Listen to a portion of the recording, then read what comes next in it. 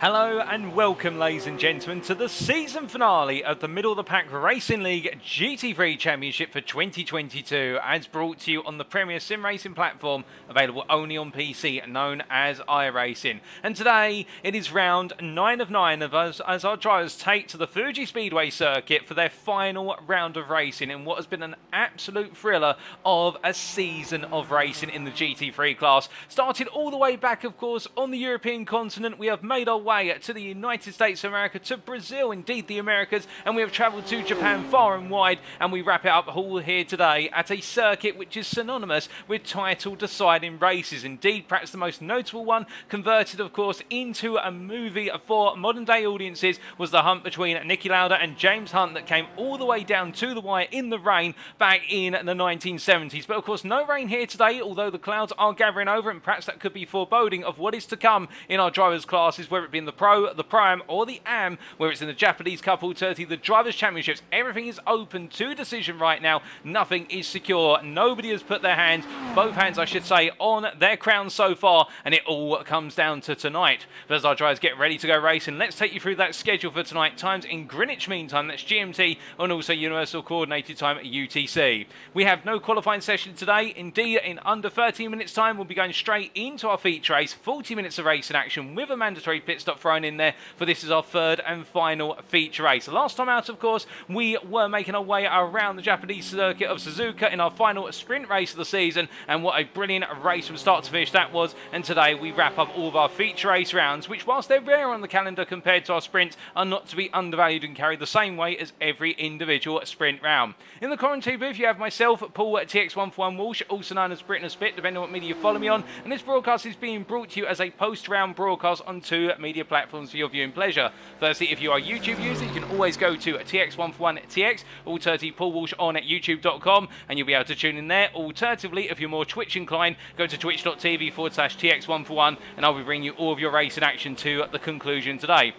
Now, a little bit of housekeeping. We should point out, as this is a post-round broadcast, the racing action itself occurred earlier this week. The racing occurred on what was Wednesday, the 16th of November 2022, but we're bringing it to you as if it were live. And I, as your host and commentator, do not know what happens, whether it be in the pre-practice session or alternatively when we do go racing for the final time. I have no idea who the championship winners are. It's all open to me, and therefore that'll be the closest possible you can get to a raw live experience as we take a look back through this iRacing replay file. But speaking of taking a look back, let's take a look back at the season calendar that we have gone through to get to this point.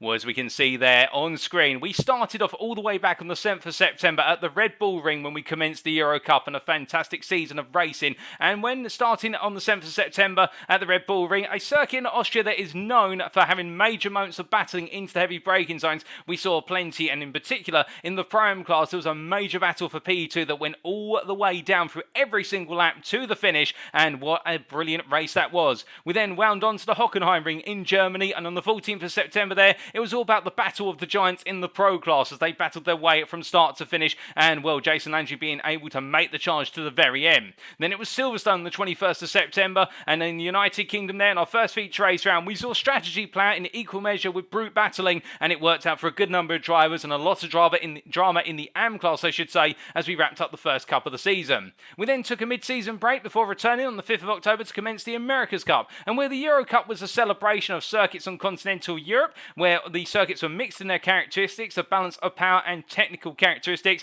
The America's Cup focused on circuits which are about power deployment and getting the throttle down in the charge out of one corner to the next corner. And in the start of that at Road Atlanta on the 5th of October, in the roller coaster ride of a circuit, we saw plenty of drivers go onto the grass and get it wrong, but those who stayed true to the narrow on the tarmac were able to pull off some major big scores. We then carried forward to Circuit Charles Villeneuve in Canada, heading away from the United States northward to Canada, and on the 12th of October we saw plenty of drivers make their way into the War of Champions, unintentionally, but that was the level of the speed they were trying to carry around the circuit, and the stakes could not have been higher at the halfway point of the overall calendar before we made our way down to South America for the southern continent, and well, to the country of Brazil for the Interlagos circuit. On the 19th of October there, we concluded the America's Cup in an absolute nail-biter of a race across the classes. It went all the way down to the final laps, particularly in the Prime class, where we had the major rivalry between the Rockefeller Racing drivers of Milan Harris and Ilya Speaker, and and of course James Logston for Team Bear Boat.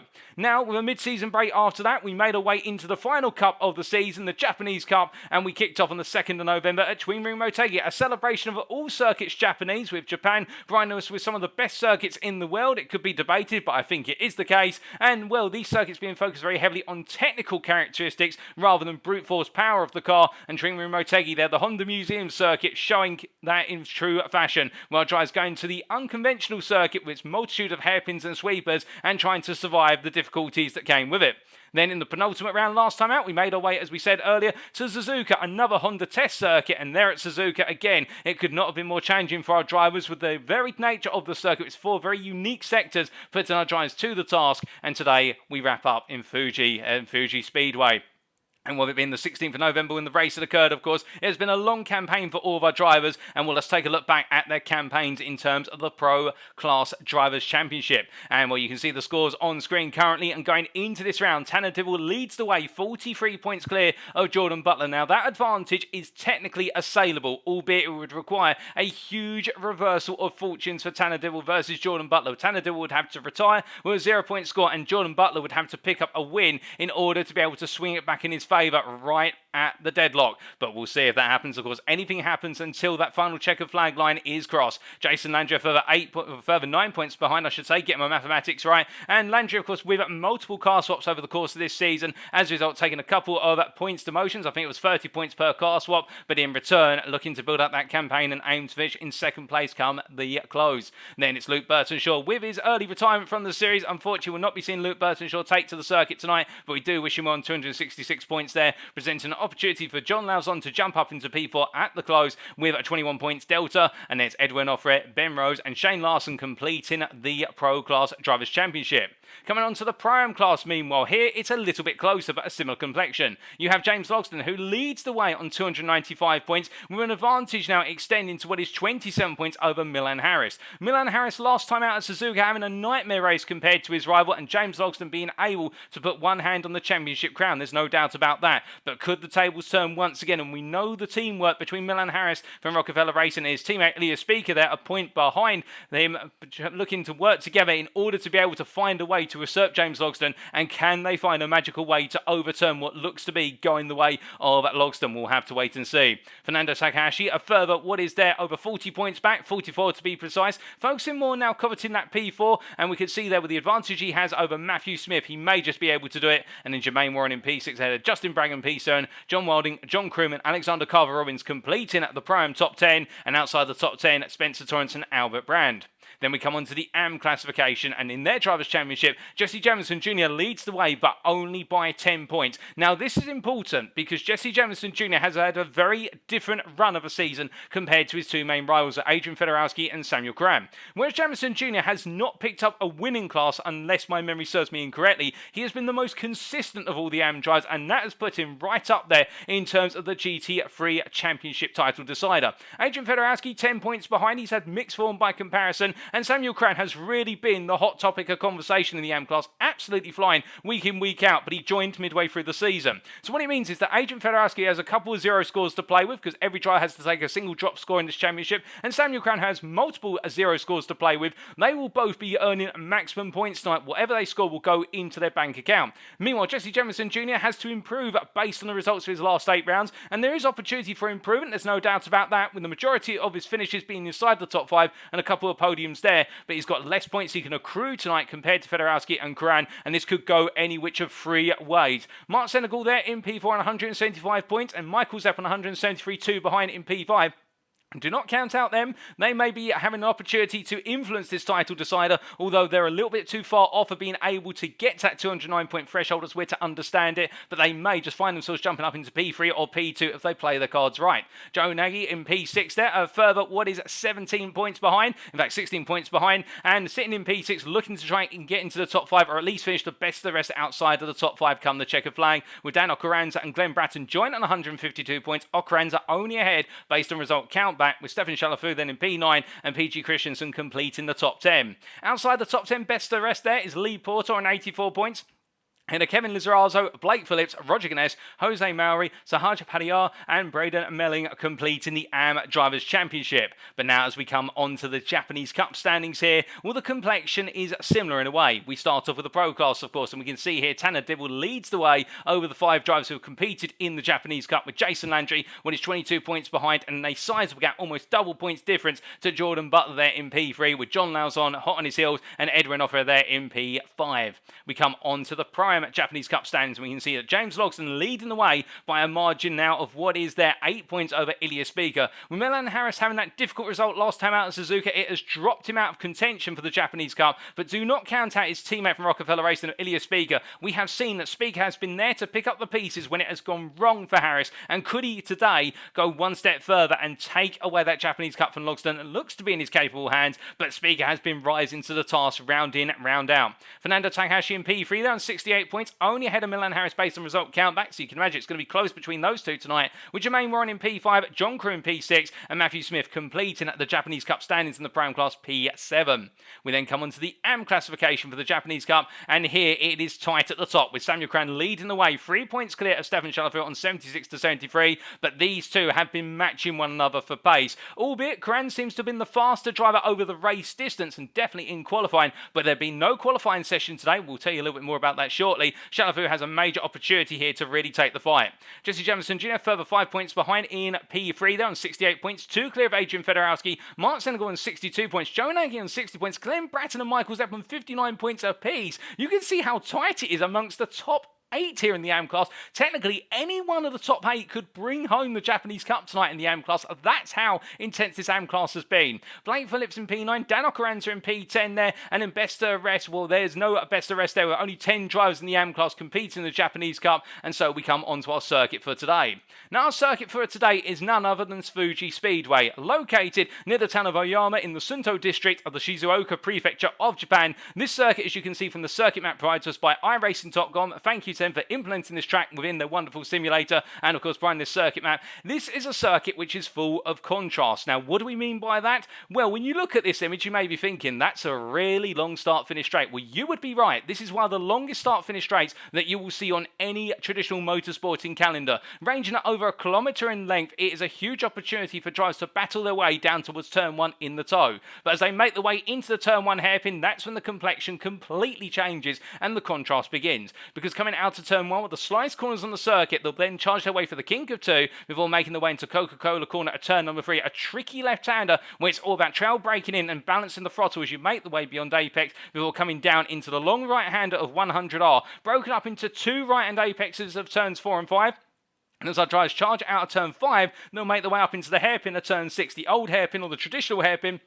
And as they come through the left-hander at turn 6, they'll then go through the kink of 7 to complete the hairpin sequence before making their way through 300R, which is the long triple right-hander, well, more effectively the double right-hander, we should say, at turns 8 and 9, but sometimes it's classified as 3 apexes rather than 2.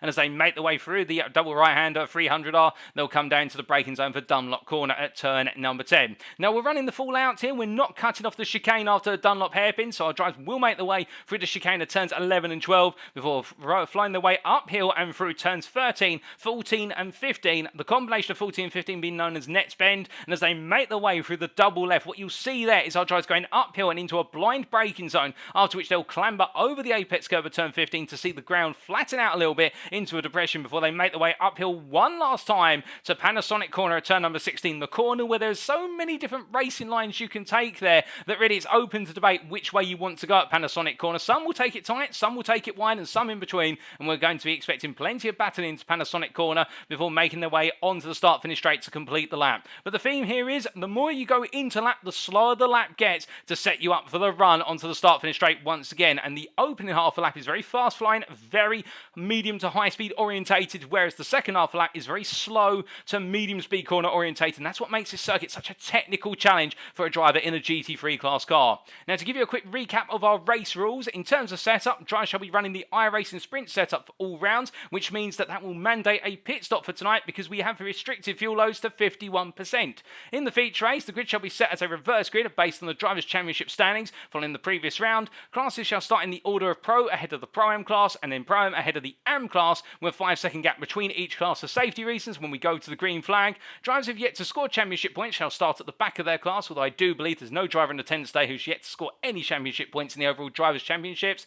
Race starts under manual double file rolling start with the formation being held up to the green flag. Each driver has 2 fast repairs available and a driver shall receive a drive-through penalty if they accumulate 25 or more instant points. And as we can see there, the confirmation at the very bottom, there will be a mandatory pit stop in which drivers need to take on fuel. Well, that's all the rules, the regulations and everything else in between, but I know what you're all here for. You're here for the racing, and we head back to the circuit now. And, well, one man who is looking to secure his destiny today. You can see him there parked distinctly behind the 2 Rockefeller racing machines. It is James Logsdon, as we do look to the blimp camera here as it makes swavel. We can't actually see Logsdon at the moment because the blimp camera being out of position, but James Logsdon definitely looking to try and end his campaign on the ultimate high of being crowned our Pro-Am champion. But it's not just about him, of course, and the Pro-Am class, it's also about the Am class here, as we see Adrian Federowski from Fuji Motorsports making its way down towards turn number 1. The clock's about to strike 20 minutes, which means that this final practice warm-up session will conclude and we'll be setting the grid very shortly. And, well, it is now all down to how our drivers start the race and look to proceed all the way to the finish. It's all led up to this,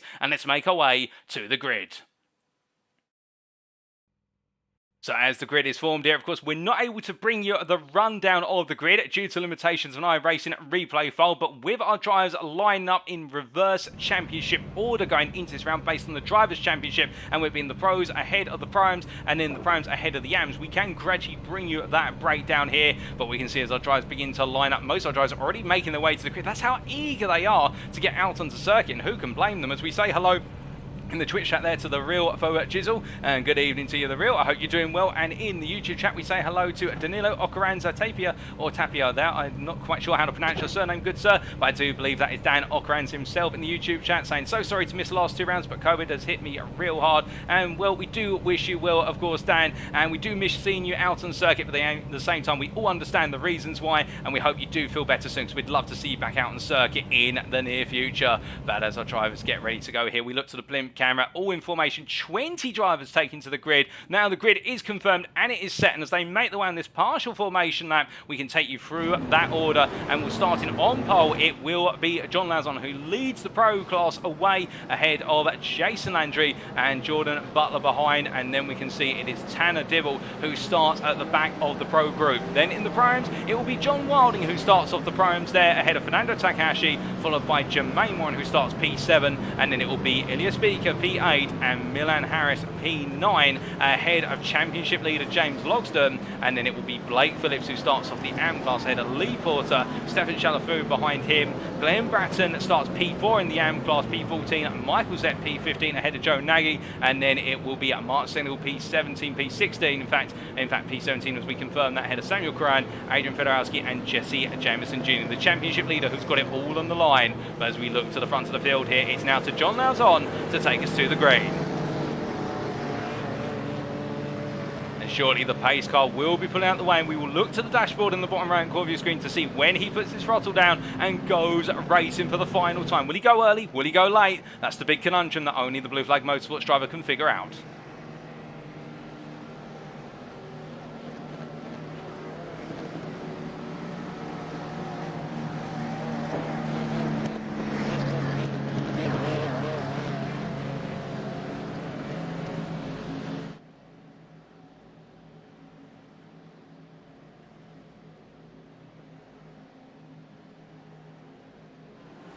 And he opts to go as late as possible, but we're going green for the final time. Oh, goodness me! And there's already an incident further back in the Pro-Am class, and that looks to be, unless I'm mistaken, that's Jermaine Warren going round for a spin, but that is drama before they've even covered 100 metres. And, well, that's going to put the BMW, what is the BMW driver right out of contention there as Jermaine Warren falls forward immediately, and as they make the way through turns 1 and 2, we look to Mark Senegal here as the AM group are really attacking one another early on here, and as they come charging down through turn 2 and up towards turn 3, which Mark Senegal trying to look up the inside here, Fedorowski and Bratton, but Fedorowski's going to go around the outside and move up places already as we've got a car off there, and that's Ilya Speaker who's off into the distance there at Coca-Cola corner. It's gone wrong for the Rockefeller Racing driver. We're not quite sure what's happened, but it's two drivers who had disastrous starts. Jermaine Warren and Ilya Speaker both in the prime class and will be in a prime. Seems to be cursed here today, as meanwhile we look back up to the pro leaders here, and John Lauzon leads the way into Dunlop corner for the first time of asking,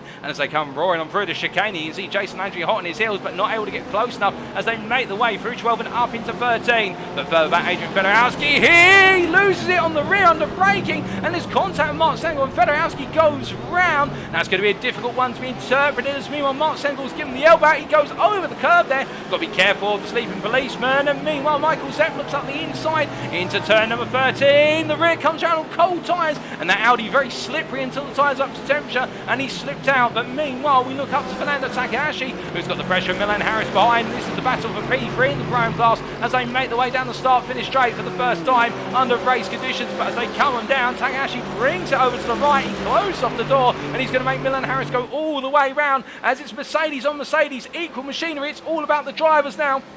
As they make the way down to the braking zone, Takahashi on the left of your picture, Harris on the right. Harris squeezing Takahashi as much as possible before opening the corner up for himself, but Takahashi stays ahead for now. Milan Harris looks at the cutback here as they make the way down towards turn number 3. Meanwhile, looking further back, Mark Senegal still in the scramble versus Jesse Jamison Jr., who's gained a couple of places since the start, but he's really played it calm. Jesse Jamison Jr. up the inside of Mark Senegal into turn 1, and that's going to gain him another place here as he looks to continue his crusade up the field. Adrian Fedorowski behind, Mark Senegal going a bit wide out of turn number 1. That's not going to do him any good with the marbles out there. They're only going to slow his pace down briefly as he makes his way through turn number 3, but meanwhile up front, John Lauzon under major pressure in the run down through turn number 9, coming through 300R up towards Dunlop once again. Landry trying to go around the outside, he can't quite find it. Jordan Butler meanwhile coming in like a missile into the hairpin, and as they make the way on through, I think Jordan Butler having to really keep his eyes on the fact that Tanner Dibble is so close and putting pressure on. Meanwhile in the rear view pitch there, you can see that Milan Harris still struggling to find a way past Fernando Takahashi. He's got the pace as Harris, but he just hasn't got the space to be able to get it done, and Fernando Takahashi, if we know anything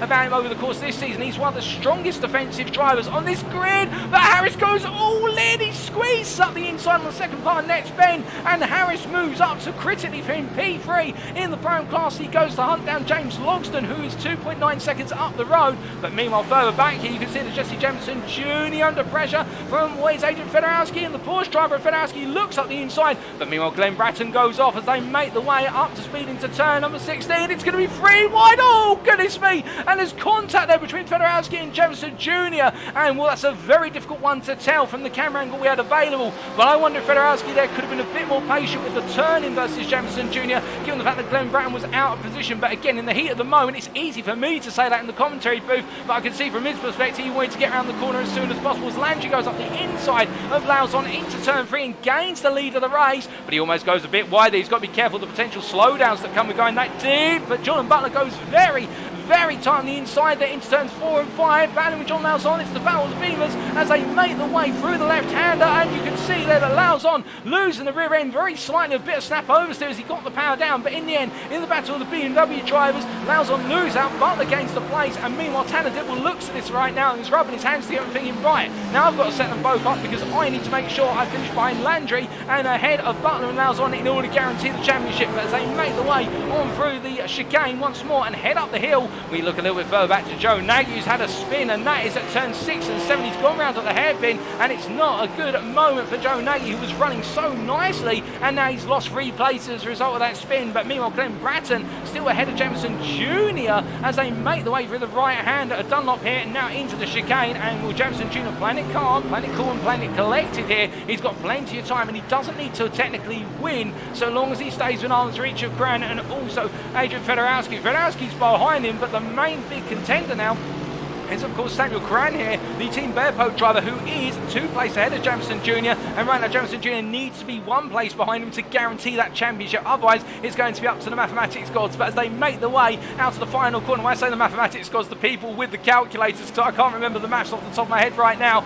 But meanwhile, as Dibble goes down the inside there versus John Lauzon, Dibble looking for the move through 1. He's not going to quite get it done immediately as they make the way into turn number 3. But Lauzon backing out that you can go too wide into turn 3, but it requires a lot of trust between drivers, and they make the way on down. I think Lauzon decided it's not worth it this early in the race to try and force the issue as they make the way through 4 and 5 and up towards 6 and 7. But further back, meanwhile, Glenn Bratton has been passed by Jamison Jr. on the start finish straight. Jamison Jr. in the tow, surging past the BMW and the Mercedes, and now pressing on once again. And that is a key pass to Jamison Jr. to keep him alive in hold of that controlling championship point. But as he makes his way down through turn 3 and in towards 4 here, the middle of the pack racing driver knows he's still got the charge to make, because he'll want to get closer to Karan and try and pick up some more places with Karan, who's expected to gain places as well. Although I say that, do keep in mind here that the AM class has a sizable split between drivers. The top 3 of the AM class have run off into the distance. Blake Phillips right now having an absolute flyer of a start to this race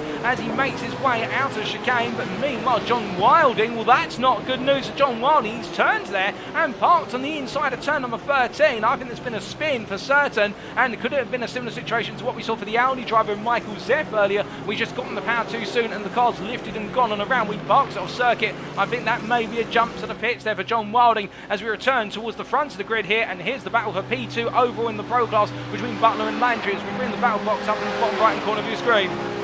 As our drivers make the way down towards turn number 1 once again here. We're 7 minutes into this race so far, and as they come down into the braking zone, well, Butler continuing to press on here, but I think it's a question of when, not if, Dibble looks to try and make the move on him. But of course, at the same time, I don't think Butler's just going to roll over on this one, given that he's got an opportunity to finish inside the top 3, if not higher, in the championship come the very end. Dibble right now, the man of the moment, in order to try and bring home the championship crown as he gets close.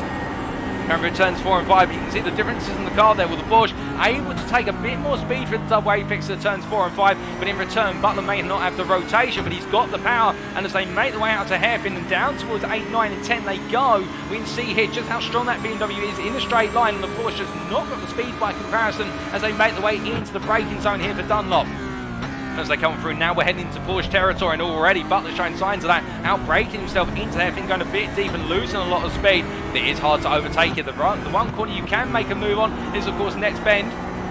But do you want to pass through the signals, of course, or do you pass at the start from the straight? And that's what Dibble's got to really weigh up here, because if he makes the pass now, then he's going to be very vulnerable to a counter-attack in the run down towards turn 1. But you can see what he's trying to do. He's keeping the car within a couple of attempts, coming to the corner apex. He's backing it off, however, and he doesn't want to go for the move. He needs to be about 3.5 tenths going out the final corner, because the BMW will gain initially, and you can see that already. The BMW is slightly pulling away, but as we make our way up into 5th gear, this is where the Porsche will start to gain in the slipstream, but it's so slow by comparison. That's not to discredit the Porsche machinery, but that's balanced some points with you as they make the way down towards turn number 1, and as they head into the braking zone here, Butler's going to get on the brakes, so he's going to go as late as possible. He doesn't want to give Dibble any opportunity, but Tanner Dibble right now starting to hit a bit of a roadblock in terms of trying to find a way past the BMW M4 that's being piloted by Butler. Meanwhile, Lee Porter here battling side by side with Stefan Chalafou. Chalafou falls ahead, gets ahead, I should say, there, as Lee Porter falls back, and Chalafou right now moves up another position as the middle of the pack racing driver from Canada continuing to build ground here. His next target is only 1.3 seconds up the road, and that is Blake Phillips, as the 3 of them share the camera shot. And Blake Phillips here, the lead of the AM class right now, having one of his strongest performances so far. But again, we're only 9 minutes into a 40-minute race, and anything can happen, and Blake Phillips will know that. He knows he's got to pace himself here, because they'll be taking on fuel in the pits. They'll be unlikely to change tyres based on the run of form we saw back at Silverstone and also into August. Taking tyres will make that pit stop very long indeed, and that's going to cost the driver multiple places and take them out of the run. But as they come charging on down and around here, we're hearing unfortunately that John Wilding has had to retire. In fact, we've got John Wilding in the Twitch chat there confirming that he had a massive cramp in his toes and had to pull over to work on it. It's unfortunate. John completely understand, however, and health comes before racing the car around the circuit, and will hopefully you'll feel a little bit better after that. But meanwhile, we do look to Jordan Butler here running in P2 at the moment, and under absolutely untenable pressure in the fact that as they make the way through at turn number 16 here, Butler right now is guys Harrington now every apex, because if he does not, he cannot stay ahead of Dibble. Dibble has got so much pace through the latter half of the lap, but the thing that's keeping Butler alive is his ability to get the car rotated through these corners and onto these straights. But now Dibble's close, he's within a temp, he's going to look to the inside, Dibble on the left of your picture, Butler on the right, and as they make their way into the braking zone here, Butler, I don't think he's going to fight, he's going to see if Dibble goes deep, but Dibble does not. He hooks up perfectly under braking. Now can Butler get the run back into Coca-Cola at turn 3? I don't think there's enough distance for him to be able to do it. As they make their way towards the braking zone here, Dibble has gained another place. Well, right now, if things finish as they are, Dibble will take the crown, there's no doubt about that. And as they make their way down through 4 and 5 right now, the DNA Motorsports driver on an absolute fly here today, and he's not letting anything stop him. But as they come down to the braking zone here, of course, he's got to keep balance of the car, and the Porsche will start to become a bit more sketchy with regards to that rear end once the fuel starts coming out of the car, because, of course, the fuel tank in the Porsche 911 in the front of the car, which means the front of the car becomes a lot lighter, and the rear really starts to swing about as you go deeper and deeper into the racing. But meanwhile, we look from our pro leaders to our second place driver in the AM class here, and coming up on our leader of the AM class, and we can see that Blake Phillips right now, as we ride on board the gearbox here of the BMW M4 that's leading the AM class, well, he has not got a large gap to Chalafu anymore. That gap has come down rapidly by a margin of half a second over the last lap. On this lap so far, it's gone down by 0.3 of a second to Stefan Chalafu. Chalafu is really pushing on here and trying to make time, and as they come on through turn number 13, with Blake Phillips, he's got to decide here, does he fight this hard or does he let it go? Well, I think he's fighting it hard, but he goes deep, and as a result, he's going to lose the place, out-braking himself there into next bend. And as he makes his way up the hill into Panasonic corner here, he's not going to give way to Porter, as Lee Porter tries to go all the way around the outside. And Lee Porter there, almost running wide and having to back it off, but you can see what Lee Porter's doing in the fact he's setting himself up now for the run down the straight. I think he's a bit too far back this time around. As they come charging down towards turn number 1, it'll feel like an eternity right now for Blake Phillips, and he'll be begging for that braking zone to come sooner rather than later, given what's happened on the previous lap. But as they make their way down, you can see that Chalafu is just running away with this now as they make their way down into the braking zone. Meanwhile, while that's going on, well, Michael Zepp had a spin in the final sector earlier on, and it was at turn 13. He's now had a spin at turn number 15, and it's going from good to bad to worse for the QZ Motorsport driver. Meanwhile, Glenn Bratton here running nose to tail with Jermaine Warren as they make the way down the start-finish straight in towards turn number 1. They've got Joe Nagy ahead of them, and the Rockefeller Racing driver here, well, if he hasn't already seen his rearview mirror, he'll think he's seeing double, and he is seeing double in the form of 2 BMW M4s that are very similarly painted as they make the way through turn 2 and up towards 3. But as they come down right now, I think Jermaine Warren here is going to try and size up Glenn Bratton in the run towards turn 3. On to left handle they go, and no change at the moment. Jermaine Warren very close here. I think he might be trying to send it up into turn 6 if he gets the run through 4-5 correct. But the problem is he's this close now. He's going to be feeling the pull that dirty on the front of the car, but it's not going to phase him. Up the inside he goes versus his rival there and gets the move done versus Glenn Bratton. In fact, there Jermaine Warren, of course, trying to come through the field after the incident earlier in the race, and now as he makes his way through turns 8, 9 down towards 10, that's another place overall he's gained, but not a class position as he makes his way down towards Dunlop corner. But as he heads into the braking zone here, we do say hello to Sir Bottlejob in the YouTube chat, commenting oh no earlier with regards to the incident that happened right at the start of the race. And indeed also Danilo Ocaranza there commenting in the YouTube chat about a crazy first lap, and well, since then things have calmed down to a degree, but at the same time they could intensify at any point, there's no doubt about it, as we do see Jordan Butler run a bit wide there out of 1 and making the way down towards 3. And as they head down towards the braking zone here, well, we can see right now it's starting to take a turn for strategy, and some drivers might be starting to think about that all-important fuel saving in order to shorten their time in the pit. And well, looking at one driver here who can't afford to save fuel right now if he wants to gain another place, it's Adrian Fedorowski, and it's critical for him. He needs to finish ahead of the target in front of him, which is Jesse Jameson Jr., because otherwise Fedorowski will not have an opportunity to take the AM crown as they make the way into turn 1. Jermaine Warren into the pits. I wonder if that's going to be an attempt at an undercut perhaps, but Jesse Jameson Jr. there goes a bit deep out of 1. It's going to be a battle side by side up towards 3, and as they come on in here with the Mercedes drivers not giving in, Fedorowski on the outside, they give one up just enough space, and with Fedorowski there, full commitment, full send, and he gets what he asked for as he makes his way through 4 and 5. And the 222 driver right now, that's a key pass, but he's also got to get ahead of Samuel Cran, who's the next driver up the road, and then he's got to run after the likes of Porter, Phillips and Chalafu to have that opportunity in order to take the Drivers' Championship. Right now, if things finish as they stand, Jesse Jefferson Jr. will be your AM champion as they make the way down towards turn number 10. But as they head into the braking zone here, the middle of the pack racing driver from the United States. He's playing it calm, he's playing it collected, and something tells me that Jameson Jr. has done all the mathematics before this race. He knows where he needs to be, and he is right behind the drivers right now and knows this is the right place. He makes his way through 13 up into 14 and 15. We look from him to James Logsdon, and Logsdon, who has been leading the prime class for some time, and with most of our primes having had instance, but only 3 who have not, and that is Logsdon, Harris and Takahashi. Logsdon right now in control of proceedings, and Milan Harris behind. Well, Harris so far down now in terms of points in the Prime Championship, getting ahead of Logsdon, and finishing there will not be enough. He would require Logsdon to fall a long way down the order to be able to turn things around right at the end. But still, I think for Milan Harris, this is about pride. This is about showing to Logsdon that he had that opportunity. He missed out, but he wants to take one pip off the shoulders of Logsdon there, who right now is flying high with all feathers in his cap as they make the way through 5 and up into 6. But as they come on through, the Rockefeller racing driver here staying close, shadowing his rival as they make the way out to 6, through 7 and down towards turn number 10 they go once again. As they come right on down here through the kink of 8 and in towards 9. Also, I think what Logsdon's got to be thinking about here is there's no pressure on him to win technically, given the way the Prime class is currently distributed around the circuit, and all he needs to do is finish one place behind Milan Harris to take it for granted. But of course there's one thing, oh goodness me, and Milan Harris, they're taking plenty of apex curve at turn number 12, and then even more as the front end of that Mercedes went into the air. What I've not seen a Mercedes AMG Evo go that high on the front end over a curb, but now I've seen it all. I think with that car, as he's been able to launch it and thankfully bring it on down there. But I wonder if there's potential damage to the engine or the suspension on the front, given the clatter of the car with that 6.3 litre V8 engine tucked in on the front. You can imagine there, it's definitely shaking the car up. Meanwhile, Stefan Chalafu, oh goodness me, Stefan Chalafu was turned there at turn 15. He's been turned around towards the wall. Now, has he turned that under his own duress? Alternatively, has there been contact with another driver? Or something suggests to me, I think it may have been an error. He's lost out to Lee Porter and Blake Phillips, and Chalafu was the man on the charge only moments ago. Fortunately for him, he hasn't lost too much time and he hasn't hit the wall. He's just had a spin, but that's time he could not have dealt with losing as he makes his way down towards turn 1 once again. Me on the rear of the picture of that. So Cran is coming to the pit. He's decided to pit early.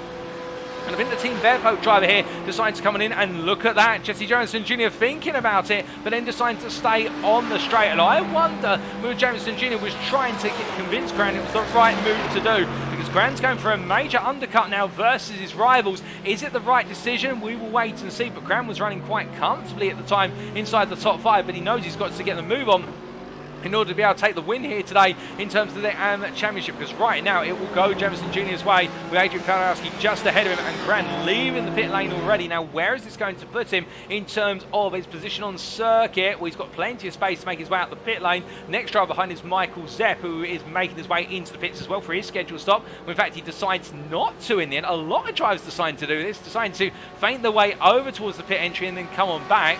Wondering whether they're trying to convince other drivers they're coming on in or not, but you can see that Cran coming on out, and he's just coming out enough time to be ahead of Zepp into turn 1, and that's going to be quite critical for the Team Bearpoke driver, because he will not want anybody in his way as he now tries to make up the delta to the likes of Jameson Jr. and Federowski by pushing hard on the outlaps of this second stint. But as he makes his way into turn 3, a brief flash of lights there from Michael Zepp. I'm not sure if that's Zepp trying to communicate, I'm not going to attack you, or alternatively trying to get attention and distract Cran. But either way, right now the Audi driver trying to make amends for a difficult start to his race, as meanwhile into the pits comes James Logsdon, the other Team Bearpoke driver, as he makes his way in from what was at the time P5 overall and the lead of the Prime class. That means now Milan Harris is your leader in the Prime class here, and these are critical laps for him.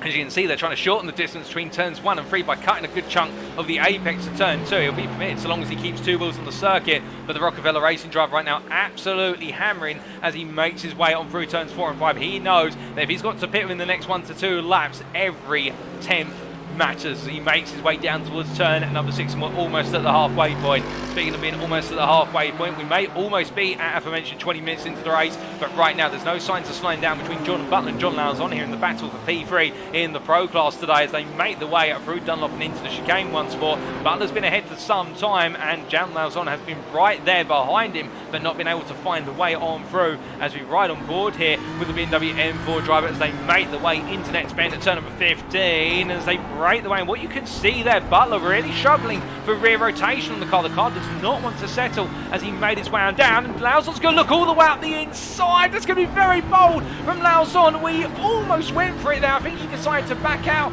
I think that was a bit of a miscommunication. I think if Lauzon had forced that, he could have pulled it off. But I think in the moment there, he saw that Butler had started turning in and wanted to back out. But in the end, put himself over the apex curve. But that's the thing with turn 16. It's so wide at the corner apex and on entry in particular that if you go up the inside, you have to commit, because otherwise the driver's on the outside, he's just going to turn in, and well, if they make contact with you, more than likely the stewards are going to be thinking that it's your fault for being on the inside too late. But Lauzon there trying to get the move done, and in the end just not quite able to make it happen as they make the way through 2 and into 3. Now as they come charging down into Coca-Cola once again, the gap's opened up to 1 second, but I wouldn't be surprised if the Blue Flag Motorsports driver here will push hard and close that gap up as soon as possible. But as they make their way through turns 4 and 5, we look up to our race leader here, who after passing his peers earlier on, the Ferrari 488 Evo driver Jason Landry from Canada, right now just in a world of his own, setting lap times which are a little bit faster than his peers, not too much. Tanner Dibble only a 10th off on average per lap, but as we bring up the lap time board here, you can see, well, in fact we can't get those lap time boards up due to this bit of replay file. We're hoping to be able to bring that up for you, but not to be. But Jason Landry right now really pushing things to the limit as they make the way through turns 14 and 15 once more, and Dibble by comparison, well, he'll try and stay as close as possible. That gap has opened up to 4 seconds, and it is a well-earned 4 seconds. Meanwhile, Jermaine Warren here looking towards the back of the field, P18 overall, and running in what is effectively P5 in the Pro-Am class here, with John Wilding in the pit lane, P6 in the AM class, and last of our runners.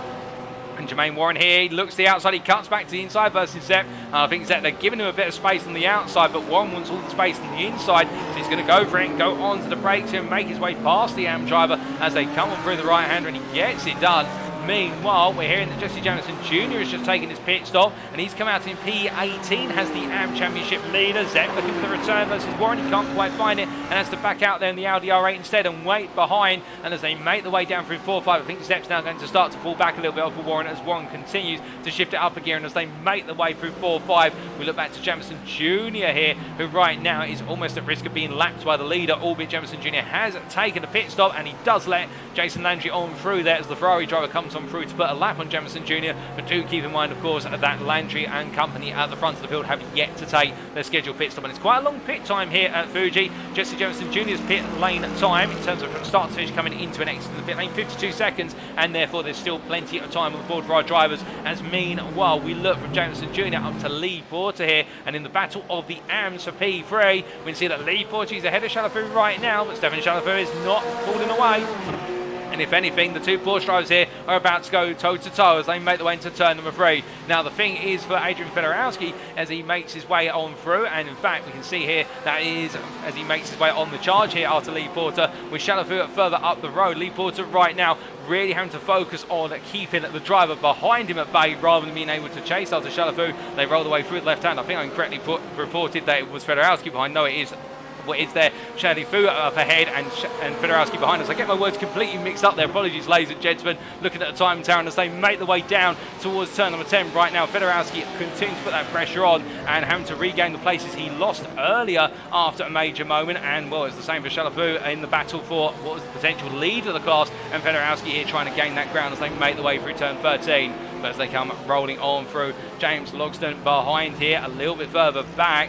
He's had his pit stop already, of course, and right now is trying to chase after Milan Harris and Fernando Takahashi, who have yet to take their stops. So for Logston right now, every lap has to be a qualifying lap until they pit, and he sees how it plays out. Meanwhile, John Lauzon making his way on down the pit lane, and as he comes on through, heading towards his pit box, the Blue Flag Motorsports driver from Canada in the 77 machine right now creeping his way to his pit box, and this will be critical in the rivalry between himself and Jordan Butler, given that Butler has opted to stay out longer here. And as they make the way into turn 6 and 7, the DNA Motorsports driver now has to really put together a couple of laps before he comes on in, because otherwise he may find himself coming up behind Lauzon, and he's got to do it all on circuit. But speaking of more pit stops, so look at my commentary box window, we do have Lee Porter into the pits as well, and as Butler comes on down into the braking zone for Dunlop, looking calm, looking collected. Will he be coming in at the end of this lap? We'll wait and find out as he makes his way on through the chicane sequence. And you can see there just how sensitive the front end of the car is to the turn 12 apex curbing, where he had to jink the car away from the curbing to avoid hitting the rise portions, or the sleeping policemen as we also refer to them, as he makes his way through turn number 15. Butler coming towards the end of this lap. It's a smooth lap, to be fair, and a smooth lap is normally a sign of a fast one, as he heads up the hill into turn number 16 and onto that start-finish straight. Will he come over to the right this time? Will he react to the fact that his rival has come into the pits and left the pits? John Alzon now down to P10 in the overall standings, but still P4 in the Pro class. Well, Butler stays out. He goes another lap. But meanwhile, more pit stops underway, and Lee Porter here, well, he's been stationary for some time. It's quite a long pit stop for Lee Porter, and Michael Zepp in as well. And in fact, Zepp, they're rolling forward a little bit, so missed his pit box slightly, and he's had to roll forward. That's going to cost him significant time. What about other battles that are building up on circuit? Well, there's Milan Harris coming on through, your prime leader currently, of course, subject to a pit stop. We're waiting to see where Harris comes out versus Logsdon. In terms of lap times, Milan Harris, that last lap of 39.2, only 600ths off of his personal best. Meanwhile, James Logsdon, that last lap of 39.14. Logsdon is lapping faster here, and it does look as though it is creeping the way of Logsdon, unless Harris can have an absolutely rapid pit stop. Already putting some big laps now. I think Logsdon may see it go back his way once Harris emerges from the pit lane. But still, time is going to tell. 15 minutes left in this race, plus also the final lap. And Harris there, you can see just how wide he's going out of turn 6 and 7. He's trying to extend every corner here, trying to give it every mile an hour he can in the run down towards Dunlop. And that is a man who right now is driven to try and succeed and get one up on the championship leader as he makes his way into Dunlop once again. But such a tricky circuit with so many heavy braking zones, so many trail braking zones as well at the Fuji circuit, and therefore nailing these apexes every time, even in a 40-minute window. It doesn't sound like long when you think that there's 6-hour races here, 12-hour races each year, but at the same time, 40 minutes of racing here at Fuji is an absolute stamina drainer, and Milan Harris embodying that right now with the fact he's hitting every apex with pinpoint precise precision, but he's got to do it lap after lap. But as he makes his way through the final corner, we look to Ilya Spiga, his of course teammate for Rockefeller Racing, both of them in the Pro class, with Joe Nagy, their fellow teammate, down in the AM class. And we can see here that Ilya Spiga right now trying to press on as they make their way through the left-hander of turn number 3. He's after Karan, and well, the Brown driver here will try to get ahead of the team. Bear Poke driver, who's come out of the pits ahead of him, but the returners, we have to cut their train of thought here. We do have Fernando Takahashi coming on in, and Blake Phillips makes his way on through. Now, Blake Phillips was not that close to Fernando Takahashi in the past. I wonder if Takahashi's picked up a slowdown on an error coming out the final corner, because Blake Phillips has suddenly just popped up behind Takahashi on our relative timetable standing. Stefan Chalafu into the pits as well. So Blake Phillips going long here and not coming in the first of the leaders in the AM class, and Chalafu deciding to trigger off the pit stops there for the top 3. Is it the right call? Well, Blake Phillips has been running a good pace over the last few laps. Indeed, that last lap from Fernando Takahashi, I think, says it all in the fact that he was a couple of seconds down. I think there was an error on Takahashi's previous lap before he came into the pits, and as they make the way around right now, it's going to cost Takahashi quite sizably, as meanwhile Adrian Fedorowski here continues his way around into Coca-Cola corner. Free left-hander he goes, and right now the QZ Motorsports driver will know that he's got the pressure on to beat Chalafu, and Chalafu leaves the pit lane. I look at my commentary box window, he's going to come out in P11 by looks of things, just ahead of Glenn Bratton by a comfortable margin. But meanwhile, we do look to Jermaine Warren as Ilya Spiga comes into the pits, and so Jermaine Warren now, the driver chasing after Samuel Cran as they make the way down towards turn number 1 once again.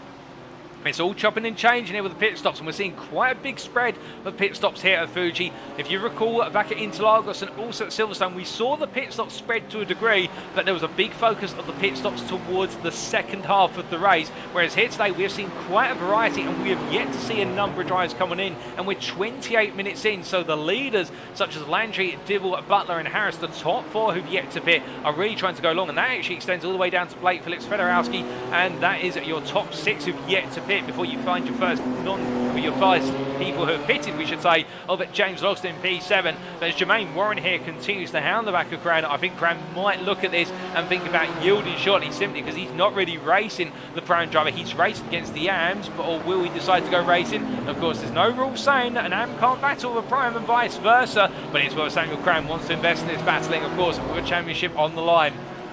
As they make the way up towards turn number 13, there's your answer there, with Jermaine Warren having the opportunity to go up the inside and Cran open up the door. And meanwhile, Blake Phillips into the pit lane from what was the lead of the AM class. Oh, goodness me. And, well, I think that was a very quick pit stop? If so, or has he missed his pit box entirely? A lot of wheel spin there. I think it was a very quick pit stop. He makes his way on down the pit lane as he comes on out. Where's he going to be versus Chalafu? There is Stefan Chalafu as they make the way down towards turn number 1, and it looks as though here Blake Phillips has got it done. He's already clear of the turn 1 apex, and Stefan Chalafu is not at the braking zone, and Blake Phillips right now absolutely flying here in the AM class. And well, we now need to wait to see what happens with Adrian Fedorowski, but Blake Phillips is the leading driver in the AM class who's pitted, and this is looking to be going all things up for the 221 driver as he makes way through 4 and 5 here. He's got Fernando Takahashi ahead of him, who has pitted, but at the same time Blake Phillips an absolutely quick stop there. They nailed that one, and as they made their way through 6 and 7 right now, it looks as though here the BMW M4 driver is starting to set up a move on the Mercedes driver in front. He wants overall position, and you can see that Chalafu in the rear of the picture coming through turn 6 and 7 right now. And I think he's going to be looking at this and thinking, how on earth did he just gain 4 seconds over me in the pit stop? Well, that is the big question that anyone will be asking, and the middle of the pack racing driver just going to get his head down and try to find that time back in the remaining 10 minutes. That's a lot of time to find, as meanwhile into the pit lane, Jordan Butler and Milan Harris. We've got Glenn Bratton leaving the pit lane, and Mark Senegal meanwhile chasing after Michael Zepp here in the hunt for P18 overall. And what is that in terms of the AM class, you may be wondering? Well, that is the battle for P9 as they make the way down. It's going to be a side-by-side run here between Senegal and Zepp. The Audi driver is Zepp on the left of your picture, Senegal on the right, as they make the way down towards turn 1 here. Senegal's got the overspeed, the Ferrari a little bit stronger on the straights, as the Audi more centred around the mid-gears, and then they make the way into the braking zone. Senegal's going to come across the front of Zepp here, makes him have to go tighter towards the apex, and gets the move done, and he just about brings it together coming out of turn number 1, and Mark Senegal gains P9 in the AM class. They make the way up towards turn number 3, but as they come running through the left-hander here, we do look from them to Jordan Butler, who's in the pit lane. He just leaves the pit lane, in fact, and the pro driver makes his way on out, and so does Joe Nagy shortly.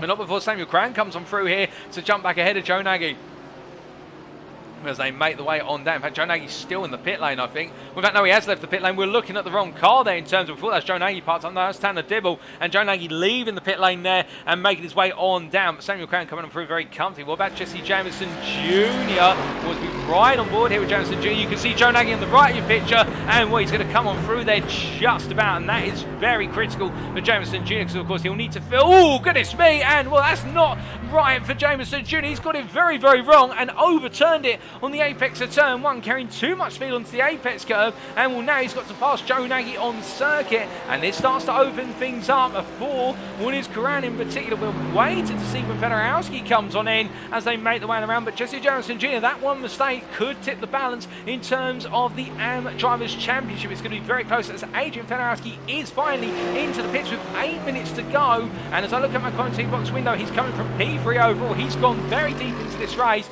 He was the last driver to come into the pits as we understand it, and now where's that going to leave him when it's all said and done? That'll be the big change, as meanwhile here Fernando Takahashi and Blake Phillips are battling down towards the start finish line. This is the battle for P7 overall. You've got the Pram on the right of the picture, and then the Amma Phillips on the left of the picture, and as they make the way down, the BMW just gradually pulling ahead here as they make their way into the braking zone for turn 1, and Blake Phillips looks as though he's going to have it hooked up, but of course he goes too deep. Takahashi might try and cut back on him, but not to be, as we see Blake Phillips parks it nicely there and now brings it out turn number 2 full of steam as they make their way up towards turn number 3, and Blake Phillips onto the brakes he goes and gets the move done for P6, and that for him is just a little bit of icing on the cake given the fact he's leading the AM class by a margin of almost 6 seconds over Stefan Chalafu, who we see coming down through turns 5 and 6 now, or sorry 4 and 5 and up towards 6 and 7 we should say, but the Canadian I think just does not have an answer to the pace of Phillips. He's closing gradually, but that's where Phillips has been battling with Takahashi, but now it's all about just trying to put these laps in to bring home that P2 in class here today. But as they make the way on through, we look back to Adrian Fedorowski, who having come out of the pits, it's running P3, and a Samuel Cran P4, Joe Nagy P5, and Jameson Jr. P6 in the AM class. That's P10, P12, P13, P14 overall respectively. And well, this could swing it in the favour. It will be Fedorowski right at the finish if we see Jameson Jr. not gain another place. If he does not get back ahead of Joe Nagy, it could go the way of Fedorowski by only a single point, if that, as they make the way on around. Well, as they do, where is Jesse Jameson Jr. versus Joe Nagy? Well, he is currently 4 seconds off of Joe Nagy. I think it may not be enough. I'm not 100% sure as they make the way down towards turns 8, 9, up towards 10. Jamison Jr. here will give it his all to the very end. You can be sure of that. But is it going to be enough if he finishes in what will be P6 in the AM class? And as he makes his way on around, we also look up to James Logston, who through all the pit stops has jumped up into P3. The Pro-Am leader here is now only 1.5 seconds, or in fact 1 second ahead of Milan Harris, but he has got, more importantly, a pro driver between himself and his peer in the Pro-Am class, and that is John Lauzon, who is between the two of them here. He finds himself in the Pro-Am sandwich as the pro driver acts as a bit of a filling as they make the way through turns 8, 9 and down towards 10. Well, for John Lauzon here, he'll want to come on through and get back into P3 overall, so that way he can leave the two Pro-Ams behind. But you can see there how Logston will not be wanting to let that happen, because then Milan Harris has got double the work to do in order to find a way to take the lead of the Pro-Am class here today as they make the way through turn 13 up towards 14 and 15. Once again, not long left in terms of racing here. 5 minutes on the clock plus that final lap, and John Lauzon now needs to make a decisive move to try and get back into P3 overall. And will can Milan Harris find a way to get ahead of not just John Lauzon but also James Logston to take the Pro-Am win? Oh goodness me, it's gone so very wrong that John Lauzon losing the rear coming out the final corner, and Milan Harris finding himself with a face full of BMW that he could not avoid as he tries bringing it back together. And there goes Mark Senegal, who comes on through as Milan Harris gets out of the racing line, but it's all gone wrong for Milan Harris. It was a promising second stint, and James Logston right now has been given a get out of jail free card, to use the Monopoly terminology, in the fact that Milan Harris was looking fast, but James Logston's been able to avoid the danger, and Milan Harris now has to try and bring home a wounded car for P2. But as they make the way on down the start finish straight here, this will shake things up ever more, and Stefan Chalafu continues his way on through in P2 in the AM class, P7 overall. Jordan Butler will now pick up P3 in the Pro class off the wounded John Lauzon, who's come into the pits as they make the way down towards turn number 1. And Jermaine Warren a little bit further back here continues on his crusade to go through the overall order and hunt down Fernando Takahashi, albeit Takahashi is 14 seconds up the road, so I don't think there's enough time in the day to do it. But Jermaine Warren here continuing to try and pick off places as he makes his way after Adrian Fedorowski. Now, meanwhile, Jesse Jamison Jr., to give you an update on that battle between him and Joe Nagy, Jamison Jr. has in fact fallen back to 6 seconds of Joe Nagy. Now, in terms of the AM Drivers' Championship, I have been informed, I believe it actually will be enough.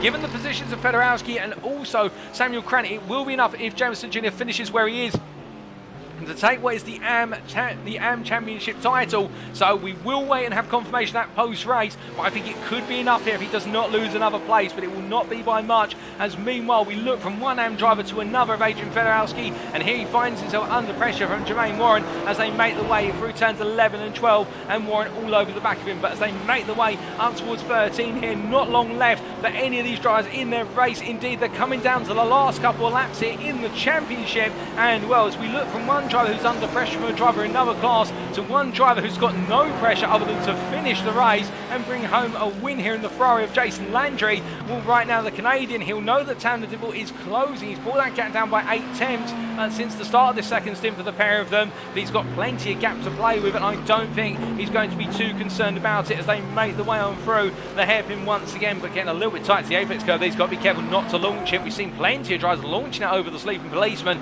time and time again, and Landry there comfortably running over the sausage curve, or the sleeping policeman curving, if you will, at turn number 12, but at the same time he won't want to hit it head on because it will launch the car. As meanwhile Jermaine Warren here, we cut back to the closest battle on circuit right now, continuing to try and hunt down Fedorowski as they make the way in towards turn number 3 for what for them will most likely be the penultimate time as they come charging through Coca-Cola, head up towards 4 and 5, and it's nothing between them as they make the way on down and around, and we ride on board with the Pro-Am driver Jermaine Warren.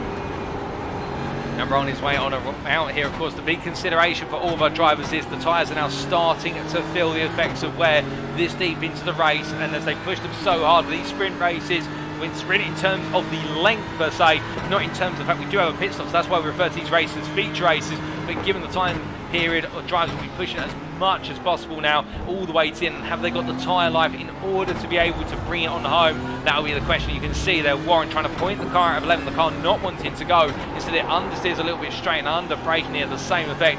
Also with the dirty air coming off the back of Federowski's car, that will not help him at all as they make the way on up the hill and through the left-hander. And as they make the way over right now, Warren struggling there for grip through 15. I think that's it, because he's fallen back now to 1 second. Unless Federowski makes a major error, there's not going to be an opportunity down the start finish straight, and Warren is struggling. The car is wobbling on corner apex, and I think that is the sign that the tyres are just not there anymore as Warren makes his way down the start finish straight. They come on past Michael Zepp, not Michael Zepp, in fact that is Michael Zepp, I correct myself there, and Zepp right now with slight connectivity issues in and out, and that's not going to help out with Jermaine Warren to come on through with an Audi that phases in and out of existence, but hopefully there with the blue flags waving, yep, Zepp stays well wide, and so Warren comes through on the inside there. Zepp very well, the driver's making his way on through, and as they make the way on around here, 20 seconds left to go, and we look to our race leader, who as he comes out of the final corner here, will he put one more lap on the board, or will this be it as we see Jameson Jr. then runs wide and goes a lap down? Well, I think the checkered flag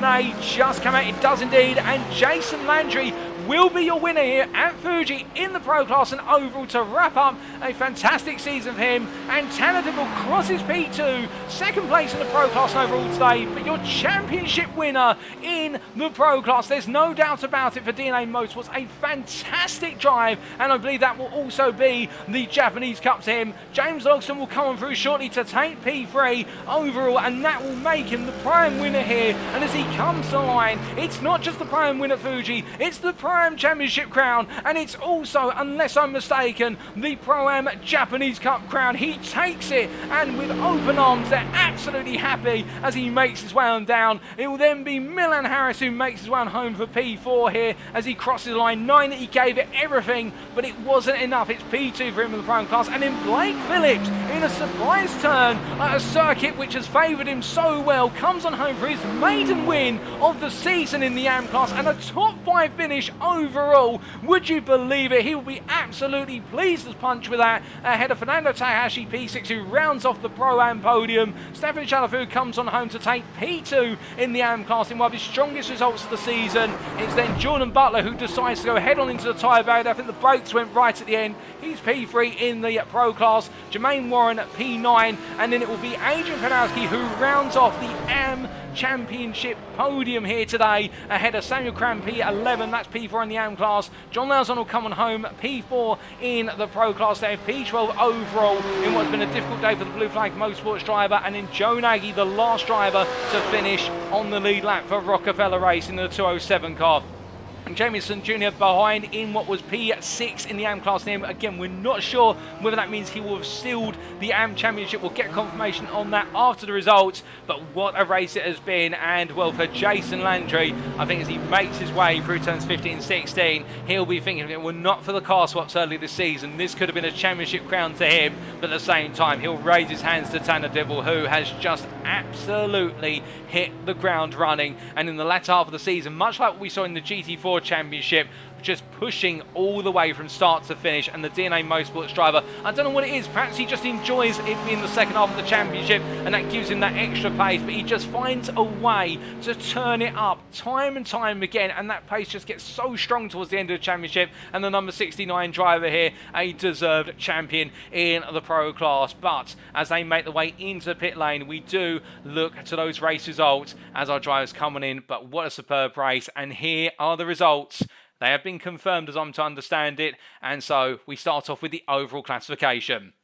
So after 40 minutes of racing in the final feature race of the season in the middle of the pack Racing League GT3 Championship for 2022 as hosted on iRacing here today at Fuji Speedway in round 9 of 9, it was Jason Landry who took the win in the end by 2.8 seconds over Tanner Dibble in P2. The DNA Motorsports driver then not needing to win today to take the crown and therefore focusing on the result that was most critical. James Logston P3 onto the overall podium once again and taking the prime win. The American driver for Team Bearpoke put in an absolutely brilliant performance.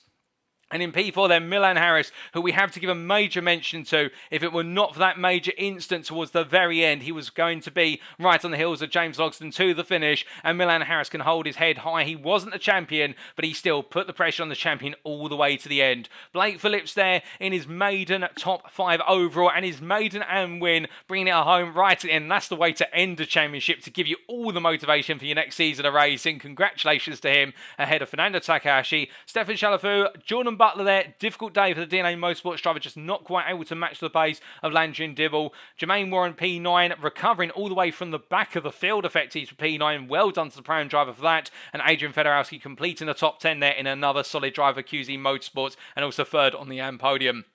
Best of the rest there, Team Bear Pope's Samuel Cran in P11. As we now come on to the individual class classifications, we start off with the Pro class, and we can see here Jason Landry with that win, as mentioned previously, ahead of Tanner Dibble, with Jordan Butler finishing a further, what was almost 58 seconds adrift, and John Lauzon finishing 1.5 minutes off, and both Butler and Lauzon in a great rivalry between them for the final step of the Pro podium, but just not having the day of racing that they would like to have had compared to Jason Landry and Tanner Dibble. We then come on to the Pro-Am classification, and we can see here James Logsdon confirmed Prime winner ahead of Milan Harris by 14.8 seconds, but do not let that fool you. It was closer until the very end, and it was the difference of an instant in the end, with Fernando Takahashi in P3 there in a solid podium performance. Bottom step of the podium, but the Brazilian driver, indeed the team, the privateer outfit will be very pleased at, given the run of form they've had since round 6 onwards. Jermaine Warren at P4 there, and a great recovery drive ahead of Ilya Speaker and John Wilding, with that early retirement for John Wilding. And then as we come on to the AM class here, we can see that Blake Phillips confirmed your AM winner here today at Fuji Speedway, 9 seconds clear of Stefan Chalafu, and Adrian Fedorowski completing the AM podium. Samuel Cran missing out on the podium there by 3 seconds, but still a dogged performance to come from what was effectively towards the back of the field with a reverse championship grid. Joe Nagy P5 then, a great drive for Joe Nagy to seal another top 5 for Rockefeller Racing, and then Jesse Jamison Jr. classified a lap down, as he did technically finish a lap down on the leaders, but at the same time a solid result, and I think it may be enough. We'll get that confirmation with regards to the AM Championship shortly. Lee Porter P7, Mark Senegal P8, Glenn Bratton P9, and Michael Zepp rounding off our AM drivers there in P10. But as we look now from the circuit, of course, it is time for us to go through what is all of our championship standings. And we start off with the results of the Japanese Cup. So after 3 rounds out of 3 are complete in Japan for the Japanese Cup, starting with the Pro Division, we can confirm that Tanner Dibble is your Japanese Cup champion by 18 points over Jason Landry, and what has been a near perfect run of form since Twinrin Motegi, and Dibble, the deserved champion there ahead of Jason Landry. Jordan Butler, John Lauzon and Edwin Offrey completing the 5 drivers who competed in the Japanese Cup within the Pro class. Congratulations to all of them, and congratulations to Tanner Dibble once again. We then come on to the Pro-Am Japanese Cup standings, and as we can see, James Logsdon taking the Japanese Cup there and keeping himself ahead of Ilya Speaker and Milan Harris, and in the end, Speaker just finishing ahead of his teammate Harris, but the two of them working so hard and fast together in order to be able to try and bring down James Logsdon, but Logsdon in the end just being able to outfox them every turn. But great rivalry between the trio, and you can imagine they'll come back just as strong in a future season if they're on circuit one another, because I think a rivalry there has been born. But congratulations to James Logsdon, and then Fernando Takahashi P4, Jermaine Warren P5, John Croom P6, Matthew Smith P7, and John Wilding finishing there in P8. Then come on to the AM Japanese Cup standings, and here we can see that Stefan Chalafu taking the Japanese Cup by a single point over Samuel Cran. Today, that P2 in the AM class for Stefan Chalafu was absolutely critical, and he's nailed it. He brought it home right at the end there, and it could have gone either way. And Adrian Fedorowski down on 101 points, P3, a little bit behind Cran and Chalafu, but congratulations to Stefan Chalafu for bringing home a fantastic result, which sealed the Japanese Cup for him. Jesse Jamison Jr. in P4, Joe Nagy P5, Mark Senegal P6, Glenn Bratton P7, Michael Zepp P8, Blake Phillips P9, Dan Ocarenza P10, and best of the rest outside the top 10, Lee Porter there in P11, participating in this one round. But what a fantastic race, or trio of races we should say, within the AM class, and it went all the way down to the wire. We had 8 drivers who could have won it today in the Japanese Cup, but it was Stefan Chalafu who brought it home at the finish. But now, as we get that confirmation of the Cup Champions, we are waiting on the Drivers' Championship confirmation. So we just give you a quick recap here. Our Japanese Cup winners are, in the Pro class, the number 69 driver of Tanner Dibble for DNA Motorsports. In the Pro-Am class, it was James Logsdon, the number 142 Team Bear Pope machine. And then in the AM class, it was none other than Stefan Chalafu in the 219 machine. And of course, Stefan Chalafu representing MOP Racing, or Middle of the Pack Racing. But that's the Japanese Cup. We now come on to the Drivers' Championship, beginning with the Pro class. And your Pro champion for this season is, well, in fact, those are not quite the right results there. We will just get those slightly revised, ladies and gentlemen. Apologies for that slight technical issue, but that is the Pro class there. Something seems to have gone wrong. We'll be right back in one brief moment.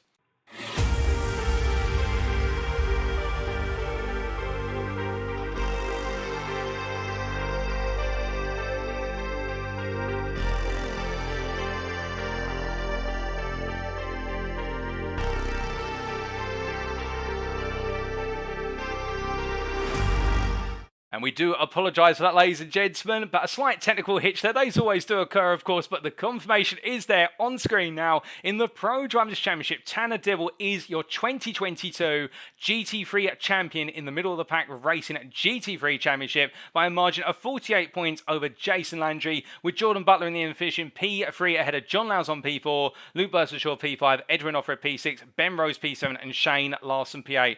Dibble, as we said earlier, absolutely digging deep over the second half of the season to bring forward an absolutely brilliant string of results. We've just seen him take the championship crown, and well, much like in the GT4 championship, he has continued that form here today in the GT3 class. We then come on to the Pro-Am classification. Your Pro-Am Drivers' Champion for 2022 is James Logsdon there with 339 points, winning the end by 29 points over Milan Harris. And as we said earlier, Milan Harris and Ilya Speaker both in equal respects taking the fight to James Logsdon, but Logsdon just seemed to find a way to thwart the Rockefeller racing pair time and time again. If it wasn't an outright pace, it was on consistency. If it wasn't on consistency, it was on race fortune. But Logsdon seemed absolutely unstoppable for the most part versus Harrison Speaker. But again, a brilliant three-way fight going all the way down to the wire. Fernando Takahashi P4 ahead of Jermaine Warren P5, and in the end, Takahashi, the deserved runner-up outside of the top three, ahead of Jermaine Warren by an advantage there of almost 40 points, with Matthew Smith P6, John Wilding P7, Justin Bragan P8, John Kroon P9, Alexander Carver-Robbins P10, and then P11 Spencer Torrance ahead of Albert Brand, completing the Pro-Am classification. But as now we come on to the Am Drivers' Championship, ladies and gentlemen. It was close, but in the end, it went to none other than Jesse Jameson Jr. by 6 points in the end. It was not enough from Adrian Fedorowski or Samuel Cran to be able to thwart the aspirations of Jesse Jameson Jr. And, well, Jameson Jr. may not have had all the podiums that Samuel Cran had, nor the big scores or big moments of Adrian Fedorowski, but Jameson Jr. nailed it with the consistency, and he is your GT3 champion in the AM class for 2022 by a small but still important margin over Adrian Fedorowski and Samuel Cran P3 in the end. Join us midway through the season, and that may have been one of the reasons why he could not quite get the points in order to be able to bring the fight to Jameson Jr. and Fedorowski right at the end, but still fantastic on pace, and we look forward to seeing the Team Bearpoke driver, if he can make a full season next time, really up there and take the fight to his peers, because definitely the pace was there, and Fedorowski and Jameson Jr. had to turn it up round after round to match. Mark Senegal in P4 ahead of Michael Zepp, only by 4 points between the two, but Zepp in the end ending up the final position in the top 5 there, 10 points clear of Joe Nagy, with Glenn Bratton P7, Stefan Shalafou P8, Dan Okranza P9, and PG Christensen completing the top 10. Then Lee Porter P11, Blake Phillips P12 with that final result enabling to jump all the way up to P12 right at the finish. Kevin Lizarazo P13, Roger Ganesh P14, Jose Mari P15, Sahaj Padiyar P16, and Braden Melling P17. Last but not least in the AM class. As we say hello there to Aaron1999 in the Twitch chat. And also to Milan Harris in the YouTube chat. But now, just to give you that reminder then, your overall championship winners in the Drivers' Championships for 2022 in the GT3 class were in the end, in the Pro class, Tanner Dibble in the 69 DNA Motorsports machine, James Logsdon in the number 142 Team Bearpoke machine in the Pro-Am class, and in the AM class from what was the middle of the pack racing team, Jesse Jameson Jr. in the 213 Mercedes. And also, of course, we did have 2 prizes up for grabs this season in the series participation raffle, where any driver who completed a certain number of rounds, I believe it was 8 out of 9 rounds, would be eligible to have their names entered into a prize draw, and that would lead to them being given an opportunity to win a monetary prize just by simply being drawn out of a hat. And our winners were Tanner Dibble. It seems though luck has gone his way in the draw, and also Milan Harris there. Well, Milan Harris couldn't quite get the Pro-Am Championship, but he still walked away with a prize there, being our second winner in the series participation raffle prize set. But as we go from our confirmed winners then, let's give you a run through all of the prize winners this season, who won what and what it means to them. So we start off then right at the top with the number 69 driver, Tanner Dibble, in the Pro class, bringing home in the end $20 United States and an invite to the 2022 Racer Champions event for finishing first in the Drivers' Championship in the Pro class. Also $5 US for winning the Japanese Cup in the Pro class, and also $20 US for winning the series participation raffle, one of the two names drawn out of the hat. James Logston in the Pro Am class there, also picking up $20 and an invite to the 2022 Racer Champions event for finishing first in the Drivers' Championship Pro Am class, and also $5 US there for both wins the Euro Cup, winning the Euro Cup in the Pro Am class, and also $5 for winning the Japanese Cup in the Pro Am class. Milan Harris in the 169 car there, an invite to the 2022 Racer Champions event for finishing second in the Drivers' Championship Pro Am class, and we can see that $5 US for winning the America's Cup. Indeed, Milan Harris putting on a huge run in the America's Cup all the way from start to finish, and also $20 United States for winning the series participation raffle. He was winner number 2, drawn out of the hat. We then come on to our next set of drivers, and we can see here, with a bit of colour coding to help you identify who was Pro, Prime and Am. Jesse Jamison Jr. there in the Am class, picking up $20 US and an invite to the 2022 Racer Champions event for finishing first in the Drivers' Championship in the Am class. Jason Landry, the Pro driver there in the number 5 Ferrari in the end, bringing home 2 sets of $5 US for winning the Euro Cup in the Pro class and the America's Cup in the Pro class. He couldn't make it a triumvirate, however, in the Japanese Cup, with Tanner Dibble taking that crown. And also Jason Landry there picking up the invite to the 2022 Racer Champions event for finishing second in the Drivers' Championship Pro class. Then we come on to Matthew Smith, the number 176 driver, who we did not see today, and he did, of course, win the Euro Cup in the Am class before he was promoted to the Pro Am class, going into what was the America's Cup, and therefore he does pick up $5 US. He did end up at the end of the series being classified as a Pro Am driver, but we do respect the fact that he was classified as an Am, and he did take that prize on home. And then we come to Samuel Coran, the Am driver, who picks up $5 US for winning the America's Cup, and indeed you'll remember an absolutely brilliant run of form from Samuel Coran in the America's Cup when he arrived on the scene, and also he picks up an invite to the 2022 Racer Champions event for third place in the Drivers' Championship in the Am classification. Then we come to Stefan Chalafu, $5 US for winning the Japanese Cup, as we mentioned only moments ago. They're winning by a single point when it was all said and done. And we still got a couple more prize winners to go. We're not quite out of the woods yet, ladies and gentlemen. 3 more prize winners here, all picking up invites to the 2022 Racer Champions event. That is Jordan Butler, the number 72 driver in the Pro class, for finishing third in the Pro class Drivers' Championship. Ilya Speaker in the Pro Am class, the number 106 driver, for finishing third in the Drivers' Championship in the Pro Am class. And Adrian Fedorowski there in the number 222 car in the Am class for finishing second in said class's Drivers' Championship. Those are all the prizes and all the awards as they've been distributed to the drivers. Congratulations to all of our prize winners once again. Indeed, congratulations to our drivers as well, who may not have won any prizes this season, but took part round after round and really put on a fantastic show for everyone. I think we'll all agree, a fantastic season from start to finish. But unfortunately, ladies and gentlemen, what that also means is it's now time for us to wrap up. Thank you very much for watching, and if you have enjoyed the show today and you want to know more about the Middle of the Pack Racing League community, you may be sat there right now thinking, iRacing, I want to compete in a league like this because it looks absolute fun. Well, if you do want to know more, why not check out our official Discord, link available on the screen there if you do want to take an invite to our Discord where you can chat to the administrators and the drivers. Alternatively, if you're more Twitter inclined, you can always go to our official Twitter, that is twitter.com/MOP Racing. But what lies next, of course? Well, you heard us mention about the Race of Champions only moments ago. Well, next time, it will be the Racer Champions 2022 event, and that will kick off the Middle of the Pack Racing League as of Wednesday, the 30th of November. And I'm very pleased to say, ladies and gentlemen, that all 3 rounds of the Racer Champions shall be covered via a post-round set of broadcasts starting Saturday, the 3rd of December 2022. So the racing will be as close as possible as it is to live when it's broadcasted, but put it in your dates and calendars. And on Saturday, the 3rd of December, we'll be bringing you all the racing action from the first round of the Racer Champions 2022 and how our drivers get on there. We'll have to wait and see, but plenty still to come before we arrive at Christmas Day. But with that, we've been Middle of the Pack Racing League. I've been your host and commentator, Paul TX141 Walsh, also known as Britain of Spit, depending on what media you follow me on. And until next time, remember to stay safe, stay well, stay smiling, but most importantly, remember to stay on track. Good night.